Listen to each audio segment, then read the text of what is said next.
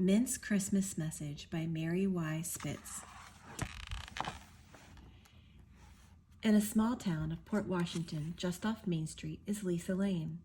If you take Lisa Lane north and make the first left, you would be on Heritage Farm Road.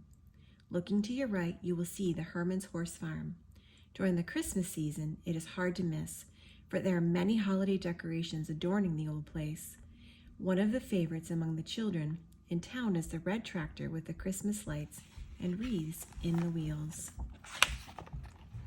But the best part about Christmas on the Herman's Horse Farm is a special pony who does not mind wearing a Santa hat. Grandpa Tom, who owns the farm, gave this pony to his daughter Rebecca on her 6th Christmas. It is one of the only Christmas gifts he ever gave. The pony's name is Mint.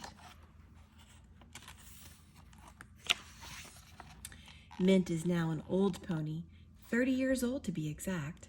Rebecca, now all grown up, lives down the road and visits Mint almost every day with her children. Mint is wonderful with children. Grandpa Tom would always say, a kind-hearted pony is worth more than his weight in gold. And Grandpa Tom should know because he trained horses and ponies for a living. Some of his animals even turned out to be champions, including Mint. In our town, Mint has a special place in all of our hearts, but none as special as in Grandpa Tom's heart. There is a Christmas Eve story that is told every year here in Port. It involves old Grandpa Tom, some nasty December weather, some Christmas spirit, and Mint the pony. The first thing you have to know is that Grandpa Tom did not think very highly of Christmas and all that came with it. He rarely helped with the decorations, the baking, or the shopping. It was Grandma Jane who drove the sleigh for the Christmas caroling hayride. Grandpa Tom wanted no part of it. Now, as I recall, that Christmas season started as all others did. The only difference was the rash of harsh December snowstorms. The worst storm yet was forecast for Christmas Eve. As usual this time of year, there was a bit of a storm going on inside the house, too. In fact, by the time Christmas Eve arrived, there were so many holiday activities going on that Grandpa Tom had to escape to his favorite room in the attic that overlooked the farm. Grandpa Tom made it well known that he did not allow Christmas decorations in his attic room. So it was there with his pipe, his book, and a cup of hot tea that he sat gazing out at the falling snow in what he thought was peace. As she did each year, Grandma Jane walked up the stairs and asked, "Would you like to come to the afternoon Christmas Eve service?" And he answered as he did each year, "No, thank you, Jane."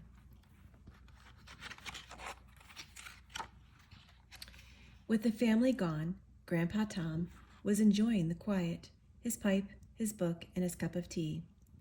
But looking out the window, he noticed that in the field, Mint and the other horses were standing huddled together and not eating their hay.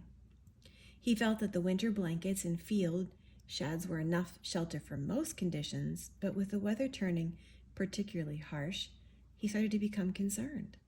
Some of those horses do not have strong winter coats, he thought. The wind is picked up, the snow is falling harder, and they've stopped eating. Without hesitation, he got up, went downstairs, and put on his coat, boots, hat, and gloves, and went to the field to get the horses into the barn and out of the weather. When he got to the field, though, a strange thing happened. None of the horses came when he called. He walked toward Mint, but as he got close, Mint ran away. "Now is not the time to act like a 2-year-old, my friend." "Whoa," he said. Mint halted, but as soon as Grandpa Tom got close to him, he ran away again. "Mint, I am in no mood to chase an old pony around a field in a snowstorm. We are both too old for such games." "Whoa," Mint halted. This time, when Grandpa Tom got close, he reared and ran away. "Has this snow frozen your brain?" he asked.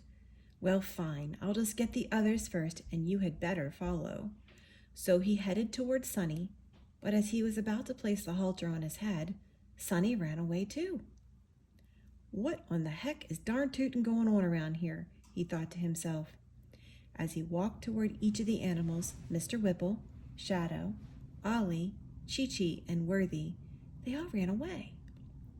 Any other day, he would just have them let them all stay out, but he knew the storm was becoming too fierce for Mint, and Grandpa Tom really started to worry. At least one of these horses always comes when I call. This has never happened before, he thought. Well, he said aloud, desperate times call for desperate measures. He went into the feed room, got some carrots and a bucket of sweet feed. He walked back outside and banged the bucket and shook the bag of carrots. Normally, they would all come and run at a gallop, but this time they just looked at him, then turned away. Not one came running. Grandpa Tom took a deep breath, rubbed his head, had used every trick in an old horse trainer's book to get those animals through the gate and into the barn. Nothing had worked. By this time, the snow had changed to freezing rain. Ice covered Mint's tail and mane. His winter blanket had soaked through and he was starting to shiver. Even so, each time Grandpa Tom tried to go near Mint, he ran away. Getting cold and tired himself, Grandpa Tom started to panic. What would become of that old stubborn pony? What would he tell the children? What would he tell Rebecca? He could not understand why the animals were not accepting his help. His panic became so bad that he too started to shiver. Then he noticed Mint lying down in the snow. His panic turned into a deep sadness, and he started to cry. He walked over to Mint. Mint lifted his head to look at him. As Grandpa Tom knelt over him, he whispered, "If only I were a pony, one of you, even for a little while, I'd be able to communicate with you, lead you to safety, and take away your coldness and pain." As he knelt over the freezing pony, his thoughts went to Christmas Eve and his family. He wondered how something like this could happen on this day. But something was nagging at him, a thought that he couldn't shake. That thought led to another, and soon a flood of feelings and insight consumed him. Christmas, he pondered, the day God's Son came to this earth as a baby who would one day be able to communicate with people, to be one of them, to talk to them, to show them the way to safety, and to take away their pain. A wave of understanding and clarity about the meaning of Christmas consumed him. "I never understood it before," he whispered.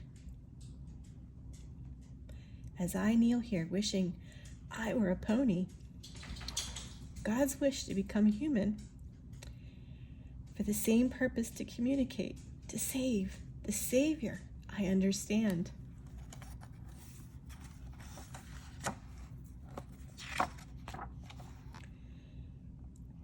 As he spoke the last word, Mint stood up and looked right into Grandpa Tom's eyes, just as Grandpa Tom had looked into Mint's as he trained him long ago. Mint proceeded to walk through the gate, into the barn, and into his stall of soft bedding and warmth. The other horses allowed Grandpa Tom to lead them into the barn, all eyeing him with the same intensity as Mint. With happiness in his heart, Grandpa Tom went into the stalls and replaced the icy blankets with dry stable blankets. Then he gave them oats, carrots, hay, and loving pats on the neck. The next thing he did is what made the old grump the talk of the town. Grandpa Tom started up the red tractor, the one with the Christmas lights and the wreaths in the wheel. He drove that tractor down Heritage Farm Road, down Lisa Lane, down Main Street, and turned right into the church parking lot. For the first time in many, many years, Grandpa Tom walked up the church stairs, opened the doors, and stepped inside. He walked up 2 rows, stood with his hands on Grandma Jane's shoulders. Even with the singing, the bells, and the organ, Grandpa Tom was at peace. Grandpa Tom looked up and gave thanks for the wonder of Christmas. Then he gave special thanks for the Christmas day he gave his granddaughter Rebecca a pony named Mint. The end.